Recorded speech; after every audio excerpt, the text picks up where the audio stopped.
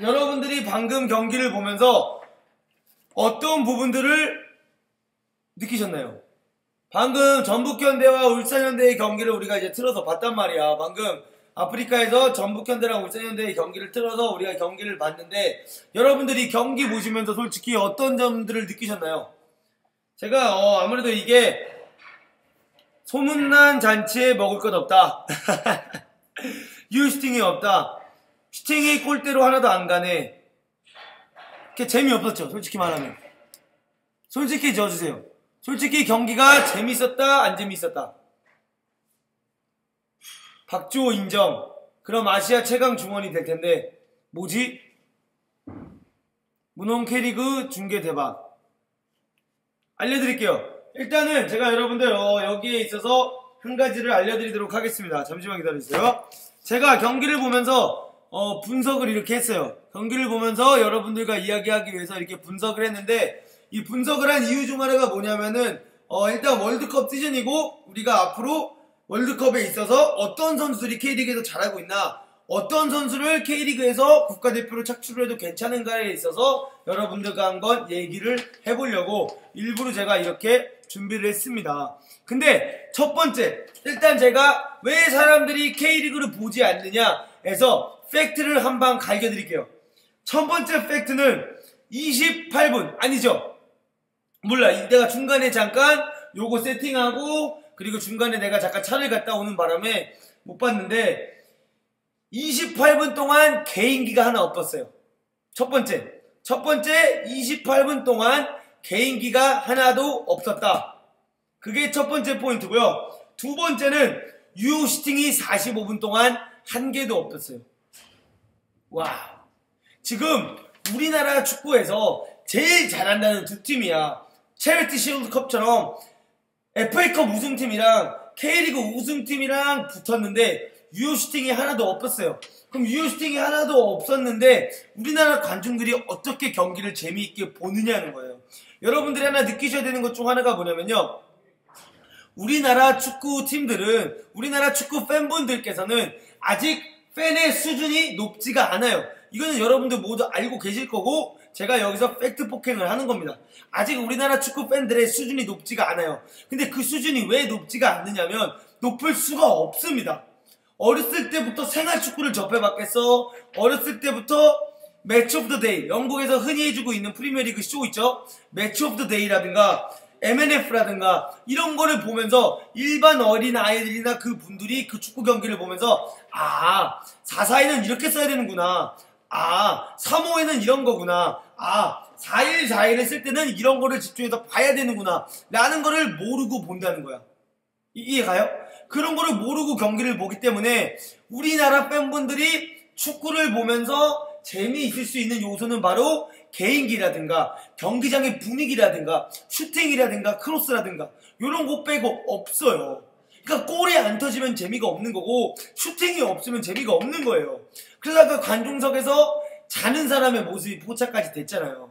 그러니까 그거를 알아야 돼요. 그래서 우리나라가 어렸을 때부터, 유소년 레벨 때부터 어린 선수들이 더 개인기를 할 수 있게 만든다던가, 그 선수들이 축구가 좋아질 수 있게 만든다던가, 요 두 개가 한다던가, 혹은 좀 더 생활축구라든가 K리그를 위한 분석 프로그램들을 진짜 제대로 된 사람들을 만들어서 그런 걸 가지고 까고, 감스트가 K리그 홍보대사가 됐으면 그런 데 나가야 돼요. 그런데 K리그 중계 가는 게 아니라 비바 K리그 요런 데 감스트가 나와가지고 말하는 거지.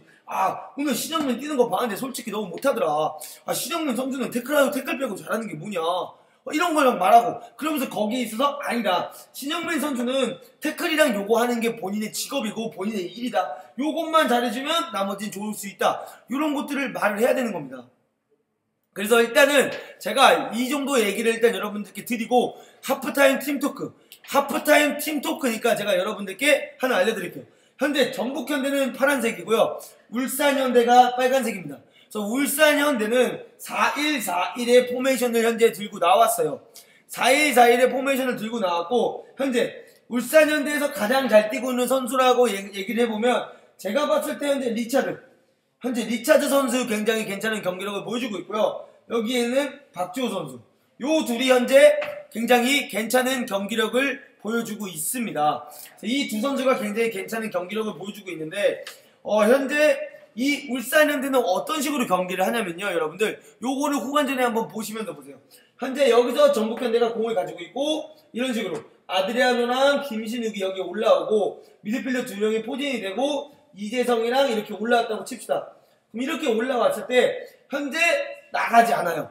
울산현대는 굳이 전방 압박을 간다거나 앞으로 가서 프레싱 자체를 해주고 있지 않아요.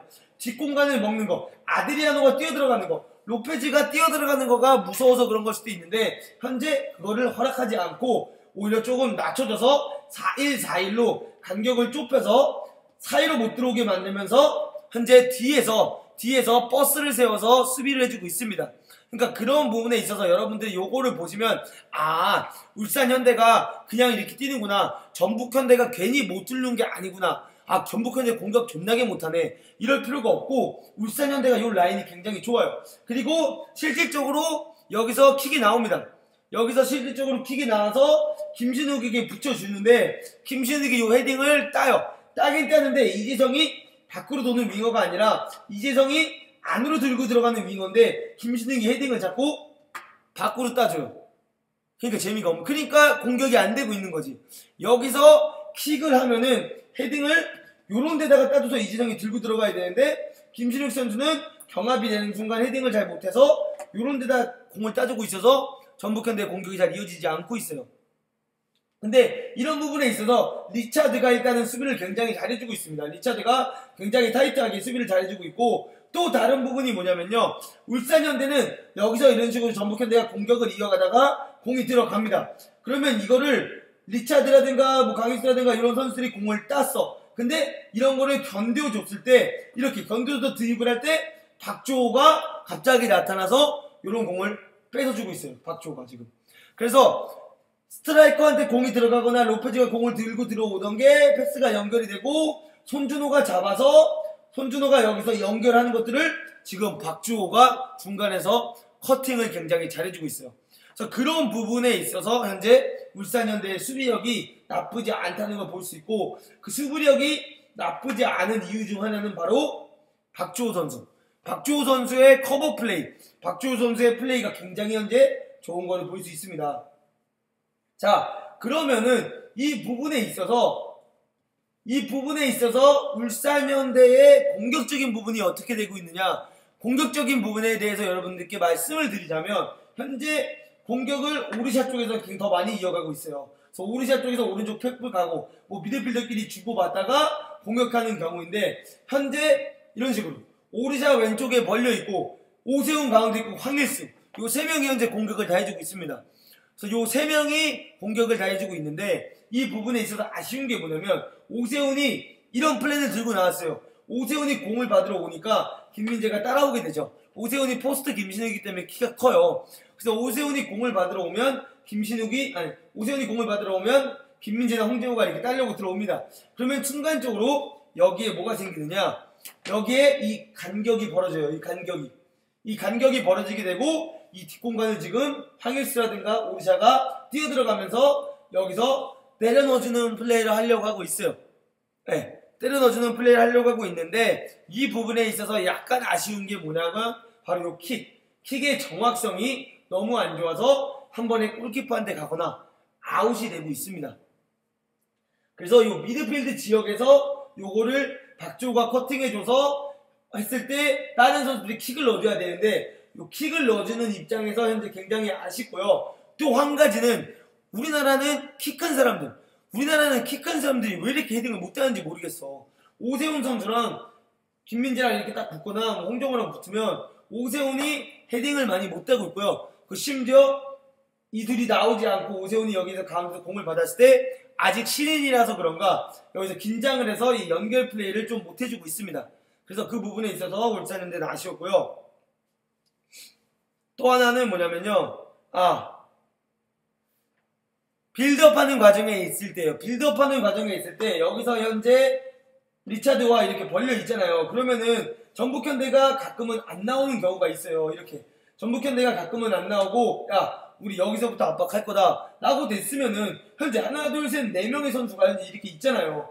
근데 지금 이 팀의 문제가 뭐냐면 박주호 여기까지 내려와. 박용우 여기까지 내려와. 그 다음에 여기 이재용, 의용도 여기 이렇게 서 있어. 그러니까 하나, 둘, 셋, 넷, 다 7명이 10명 앞에서 플레이를 하고 있어요. 그러니까 이렇게 되면 안 되고 리차드가 리차드 갑자기 박살나는 클라스. 리차드 버리고요. 새로운 리차드 들어옵니다. 리차드가 공을 가지고 이렇게 올라간다고 치면 전북 현대가 나오지 않고 있잖아요. 그러면 여기서 올라가줘야 됩니다. 올라가줘야 돼. 한 칸씩 올라가줘야 되고, 요 공간들을 먹어야지. 요런 공간들에 서 있고, 공간에 서 있었고, 그럼 얘가 끝까지 올라올 수 있기 때문에 김진수나 최철순이 쉽게 나올 수가 없어요. 그리고 요럴 때 얘가 들고 올라가면 순간적으로 포켓으로 나와줘서 받는다든가, 그리고 압박을 가면 다시 리턴 내주는 걸 얘가 나오고 넣어준다든가, 요런 움직임들이 있어야 되는데 지금 이 공간들을 먹고 있지 않고 요 3명이 요렇게 내려와서 플레이를 하니까 공격이 될 리가 있냐고. 공격이 될 리가 없어. 그죠? 그래서 울산현대의 공격력이 현재 안 좋은 거예요. 근데 벌써 지금 또 후반전이 지금 시작하려고 하는데 큰일 났네. 후반전 시작하기 전에 빨리 다 말씀드려야 되는데. 하여튼 요런 게 있습니다. 현재로서는 울산현대가 공격이 안 되는 게 요런 게 있고, 이 갭이 굉장히 멀다는 거예요. 이 3명이 여기까지 이렇게 내려와 버리니까 킥을 만약에 여기서 때려 넣어서 오세훈 나오고 이렇게 해서 만약에 공 여기까지 와서 오르샤가 잡았다 치자고. 그럼 오르샤가 잡았을 때 크로스로 올려도 황일 수밖에 없고, 실적으로 오르샤가 크로스 못 올려서 돌아섰을 때 Where's my midfielders? 봐봐. 간격이 너무 멀어가지고 패스를 줄 수가 없는 겁니다. 그게 문제입니다, 현재. 그래서 이런 것들을 여러분들이 보시면서 경기를 보면 좀 더 재미있게 볼 수 있을 것 같고요. 그리고 마지막 빨리 말할게요. 빨리 말하겠습니다. 전북현대의 문제점은 그냥 한 가지만 말하고 들어갈게요. 일단은 전북현대의 문제점이 뭐냐면요, 바로 현재 이 아드리아노와 김신욱의 조합이 별로예요. 김신욱이 공을 따로 들어가면 아드리아노 일단 이렇게 돌아줘야 되는데, 아드리아노 자체도 열심히 안 뛰는 유형의 선수이기 때문에 요거 지금 안 해주고 있어. 반대로 아드리아노가 공을 받으러 가면 김신욱도 어쨌든 뛰어줘야 돼. 근데 김신욱이 요걸 안 뛰어주고 있어요. 그러니까 아무것도 일어나지 않고 있고, 또 한 가지 문제점이 뭐냐면요, 지금 얘네가 이렇게 4-1-4-1로 서 있잖아. 봐봐. 울산현대가 이렇게 지금 4-1-4-1로 서 있단 말이야. 근데 이렇게 서 있을 때 지금 문제가 뭐냐면 이재성 선수는 인사이드 윙어에서 이런 데 들어와 있단 말이에요. 인사이드 윙어예요. 그래서 이렇게 안쪽으로 들어와 있고, 여기서 로페즈가 계속 안으로 들어와. 이렇게 로페즈가 계속 이 안으로 들어오고, 이재성이 이 안으로 들어오니까 손준호나 신영민이 공을 이렇게 들고 있을 때, 손준호나 신영민이 여기서 이렇게 공을 들고 있을 때 이거를 스트라이커한테 넣어줄 수 있어야 되는데, 이재성도 들어오고 얘도 들어오니까 이거 봐, 이렇게 길목을 다 차단하고 있어요. 지금 스트라이커한테 볼을 넣어줄 수 있는 길목을. 그러니까 이렇게 길목을 차단하다 보니까 플레이가 이어지지가 않을 수 있어요. 그래서 이재성이 일단은 더 좋은 인사이드 윙어고, 이재성은 안에 들어가서 공격형 midfielder 잘하기 때문에 이재성이 안으로 들어와서 공을 현재 많이 받고 있고, 이 부분에 있어서 나쁘진 않아요. 그럼 이렇게 됐을 때 오히려 인사이드 윙어라고 치면 이렇게 들어오면 얘가 이렇게 땡기게 된단 말이야. 그럼 이거를 폭발적으로 김진수랑 최철순이 나가줘야 되는데 그것도 잘 이어지지 않고 있고, 그런 부분에 있어서 로페즈는 여기서 공을 받아서 지가 연계해가지고 막 뭔가 하려고 하는데, 로페즈 선수는 이게 장점이라기보다는 라인 브레이킹 해주면서 여기서 크로스 올려주고, 라인 브레이킹 하다가 2대1 주고 돌아서 받는 거 슈팅해주고, 요런 게 훨씬 매력적인 선수인데 자꾸 안에 들어와서 하다 보니까 자신의 장점이 살고 있지 않습니다.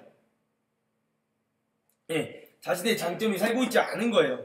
그리고 또 한 가지는 최철수 선수를 너무 고립시켜요. 인사이드 윙어기 때문에 얘가 이렇게 들어오잖아요. 그럼 수비가 이렇게 당겨지는데, 최철수 선수가 여기서 2명을 상대하기 위해서 공을 받는 경우가 너무 많아요. 이렇게 공을 받았을 때 현재 김신욱이 와서 공을 받아준다든가, 이재성이 이렇게 다시 나온다든가, 요게 별로 없고, 최철수 선수가 고립이 되면서 여기서 최철수는 그냥 크로스를 올리고 있어요. 최철수 선수는 크로스 자체가 엄청나게 좋은 선수가 아니기 때문에 여기서 이렇게 올렸을 때 의미가 없어요. 최철수 선수가 고립돼야 되는 공간은 바로 손준호나 시정민이 여기 있고, 최철수이 뛰어들어갈 때 여기다 넣어줬을 때는 고립이 될 상관이 없어요. 왜? 그냥 크로스 올리면 되니까. 그래서 아까 한 장면 나왔잖아요. 근데 최철수는 이런 데서 혼자 고립이 되어 있으면 안 됩니다. 그래서 이 부분에 있어서 조금 전북현대가 좀 더 집중해 줄 필요가 있고, 스트라이커의 움직임이라든가 여기서 이제 스탠딩을 하고 있는 게 아니라 최철순을 고립해서 크로스 올릴 거면 얘 받으러 가져서 센터비 땡기고 김신욱이 뒷공간 이렇게 띄워주고 여기서 헤딩으로 떨궈주는 거를 이지성이 먹는다든가 이런 움직임이 조금 섬세하게 필요할 것 같고요. 이번 경기에 있어서 가장 중요한 거, 이번 경기에 있어서 가장 중요한 포인트가 뭐가 될 수 있느냐라고 물어보신다면 저는 현재 아드리아노까지는 모르겠지만 여기에 있는 로페즈 대신에 티아고가 들어오고 이동국이 아드리아노 대신에 들어온다면 전북현대가 1대0에서 2대0도 충분히 만들 수 있지 않을까라는 생각을 하고 있습니다. 네, 일단은 경기가 시작된 걸로 알고 있기 때문에 여러분들 유튜브 분들은 아프리카로 넘어오시면 바로 하도록 하고요. 안 넘어오시면 이따 전반전 끝나고 또 카메라에 비치고 있습니다. 이재성의 발을 떠났습니다. 이동국 떨궈주고요. 들어갔어요. 한교 마무리. 골! 여러분들 제가 뭐라고 그랬습니까? 이동국 선수랑 티아고 들어가면 전북현대가 1대0에서 2대0으로 승리한다고 제가 말씀드리지 않았습니까? 네, 방금 오늘 경기에 있어서는 전북현대랑 울산현대가 2대0으로 경기가 끝났는데 이 부분에 있어서는 제가 말씀을 드렸던 것처럼 이동국 선수가 들어오면서 많은 게 바뀔 거라고 말씀을 드렸는데 역시나 이동국 선수가 들어오면서 2대0으로 경기 내용이 바뀌었고요. 그 부분에 있어서 이제 최강희 감독님께서 들고 나온 전술에 있어서 저는 이제서 최강희구나 라고 볼 수 있었던 게 뭐냐면, 저는 솔직히 말했을 때 최강희 감독님께서 이동국과 티아고 누울 건 알았어요. 근데 거기서 뺄 때 손준호를 뺄 거라고 생각은 못했고 로페즈와 티아고를 스트레이트 수업을 할 거라고 생각을 했는데 역시 최강희 감독님은 닭공입니다. 닭공이기 때문에 그 부분에 있어서 로페즈를 킵하고 어차피 손준호 역할을 이재성이 똑같이 해줄 수 있는 걸 아는 최강희 감독님은 이재성을 오히려 그 자리에 두면서 좀 더 플레잉 메이킹을 원했고, 그리고 오히려 티아고를 오른쪽 윙에 넣으면서 우리 좀 더 공격적으로 가자라는 플레이를 가져갔고, 그 부분에 있어서 이제 1대0이 되고 로페즈가 4-4-2 간격에 있어서 좀 지쳐가는 게 보이니까 바로 로페즈 빼버리고 그 자리에다가 티아고로 옮기고 한교원을 오른쪽 윙으로 두면서 한교원으로 골을 가져가는 걸 볼 수가 있었어요. 그래서 이번 경기에 있어서 솔직히 김신욱 선수에게는 좀 많이 아쉽습니다. 제가 항상 해오던 말이 있는데, 일단 김신욱 선수는 공간에 혼자 나와 있을 때 헤딩을 따는 거라든가 옆에 수비가 붙어 있을 때 헤딩을 따는 능력에 있어서는 키가 크기 때문에 굉장히 좋아요. 그리고 그런 부분에 있어서 홀드업을 하는 건 굉장히 좋고, 그 다음 부분은 일단 수비가 붙으면 헤딩을 하나도 못 따. 제가 봤을 때 오늘 경기에서 모르겠어. 오늘 경기에서 김신욱이 헤딩 딴 거 본 적이 없는 것 같아요.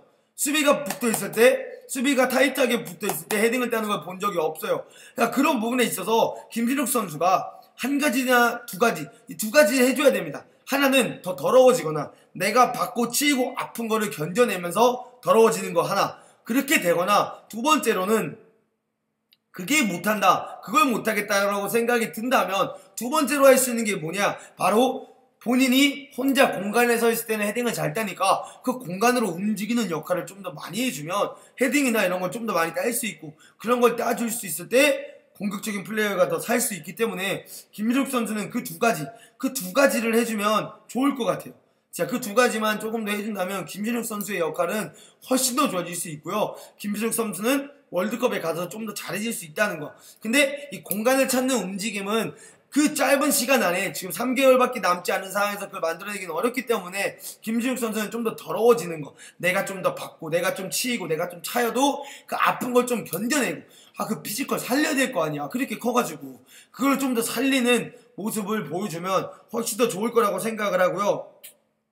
그리고 또 한 가지 말씀드릴 수 있는 부분 중 하나가 뭐냐면, 로페즈가 후반전에 들어가서는 안쪽에서 인사이드 윙어라기보다는 좀 바깥쪽에서 뛰는 걸 많이 볼 수가 있었고, 역시나 로페즈도 밖에서 뛰면서 경기력이 증가가 되었고, 로페즈가 안으로 들어갈 때는 그 미드필더처럼 안으로 들어가는 게 아니라 스트라이커 둘이 공을 가지고 수비수를 끌고 있어지면 스트라이커 뒤로, 이런 거죠. 보여드릴게요.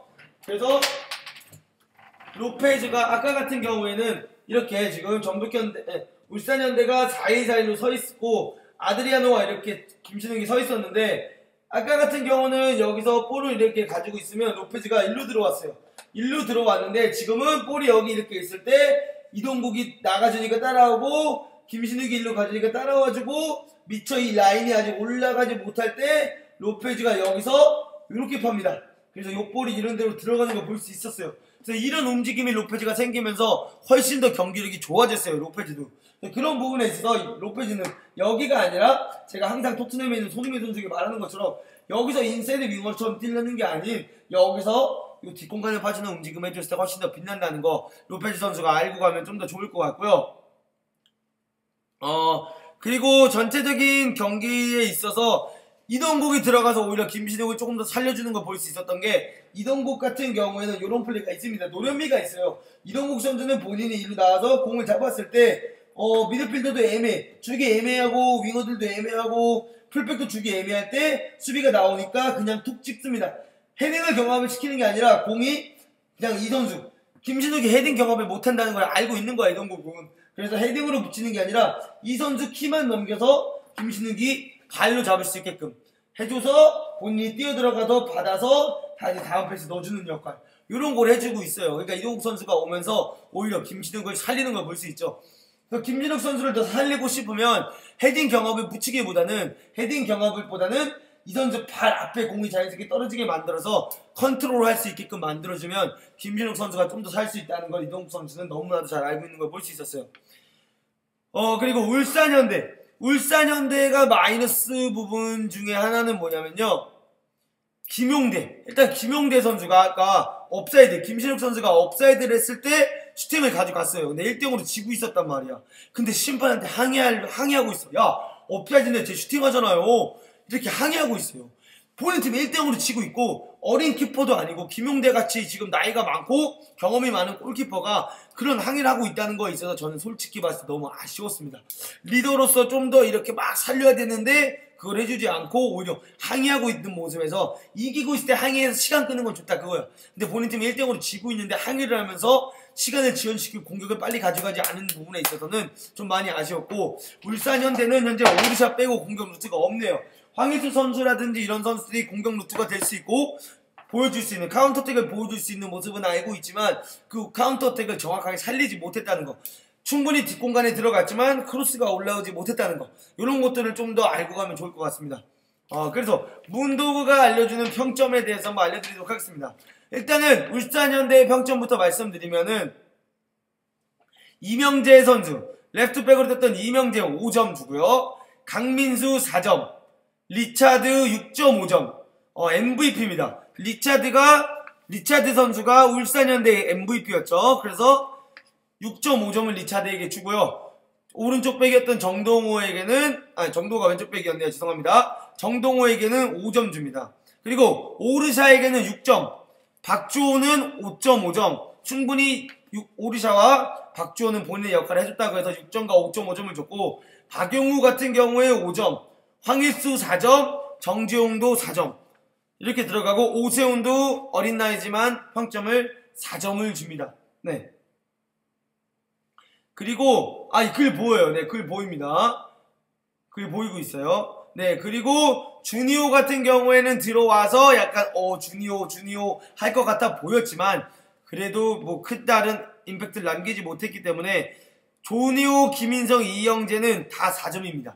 네, 별로 한 게 없어요. 그래서 이 선수들도 다 4점이고 울산현대 입장에서는 송범근의 데뷔전이라는 것까지 좀 쳤을 때 저는 송범근에게 개인적으로 7점 줍니다. 송범근 선수에게 7점을 주고 데뷔전에서 이 어린 나이의 골키퍼가 클린시트를 가져갈 수 있었다는 부분에 있어서 송범근 선수에게 7점 최철순과 홍정호와 김진수는 6점씩 각각 6점씩이죠. 그래서 최철수와 홍정호와 김진수는 본인들이 해야 될 일을 충분히 했다고 생각을 하고 홍정호도 아침 때와 다르게 빌드업적인 부분에서 오늘은 좀 더 안정적인 모습을 보여줬기 때문에 홍정호도 그대로 6점이 들어가고요. 김민재 같은 경우에는 7점을 줍니다. 김민재는 파이팅 능력이라든가 김민재가 해주는 이런 플레이가 굉장히 좋았기 때문에 김민재 선수에게는 유일하게 수비 라인에서 7점이 들어가게 되고요. 이재성도 7점입니다.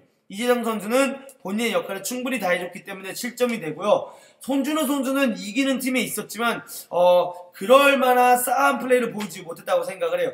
손준호 선수에게는 5점을 줬고요. 신영민과 로페즈에게는 6점. 본인의 역할은 충분히 했다라는 거에 있어서 6점을 줬고, 아드리아노와 김신욱 선수는 아드리아노는 5점, 가장 낮은 평점이죠. 5점을 줬고 김신욱 선수에게는 4.5점을 줬어요. 왜 김신욱 선수가 아드리아노보다 낫냐라는 부분에 있으면은 키 크고 피지컬 좋았는데 한 게 아무것도 없다 라는 중심하에서 김신욱 선수에게는 4.5점을 제가 줬습니다. 그리고 교체로 들어온 티아고는 본인의 역할을 충분히 해줬기 때문에 6점, 한교원은 골까지 넣었기 때문에 7.5점, 그리고 MVP로는 이동국, 대박이 아빠가 승점이래요. 대박이 아빠가 평점 9점을 주면서 내가 왜 전북현대의 존재 아직도 하는가, 40살인 내가 어떻게 아직까지 뛸 수 있는가를 증명해줬고, 내가 바로 경험이 많고 내가 바로 이 팀에 아직 살아있는 전설이다라는 걸 정확히 보여줬어요. 그래서 그런 부분에 있어서 이동국 선수가 9점을 받으면서 이동국 선수가 평점 9점으로 가장 높은 평점을 받았습니다. 네, 그래서 이런 식으로 제가 또 다음에 있는 경기도 아프리카 TV를 통해서 여러분들께 중계를 할 테니까 여러분들 꼭 보러 와주셨으면 감사하겠고, 지금 서울대 제주가 경기를 시작했다고 하는데 이것까지는 저는 하고 싶진 않아요. 저는 뭐 그냥 떠들고 뭐하고 하는 사람이 아니기 때문에 저는 이런 식으로 분석을 하고 여러분들께 이런 식으로 전달을 해주고 여러분들과 이런 소통을 하는 사람이기 때문에 이런 두 경기 할 수 있는 건 전 말이 안 된다고 생각을 해요. 이런 분석을 두 경기나 한다는 건 일단은 할 수는 있는데 제 머리가 터지고, 제 머리가 터지면은 이건 안 좋습니다. 그냥 한 경기 보는 게 좀 달라요. 네, 제가 보는 한 경기와 그냥 BJ분들이 보는 한 경기는 좀 많이 다르다고 생각을 하기 때문에 오늘은 여기까지만 하도록 할 거고, 제가 K리그 저 경기를 보지 않는 이유 중 하나도 재미가 없어요. 죄송합니다. 그래서 저는 이런 전술적인 것도 많이 알려드려서 여러분들이 골만 바라고 보는 게 아니라 이런 움직임들이 있으면 더 경기가 잘 되는구나, 이런 걸 해주면 훨씬 더 좋구나라는 걸 보여드리고 싶어서 이렇게 준비를 해봤습니다. 가족 여러분들, 일단 추천과 즐겨찾기 꼭 한 번씩 눌러주시고 좋아요와 구독도 잊지 마시고요. 오늘 하루도 수고하셨습니다. SBT Train Like Pros TLP 수고하셨습니다.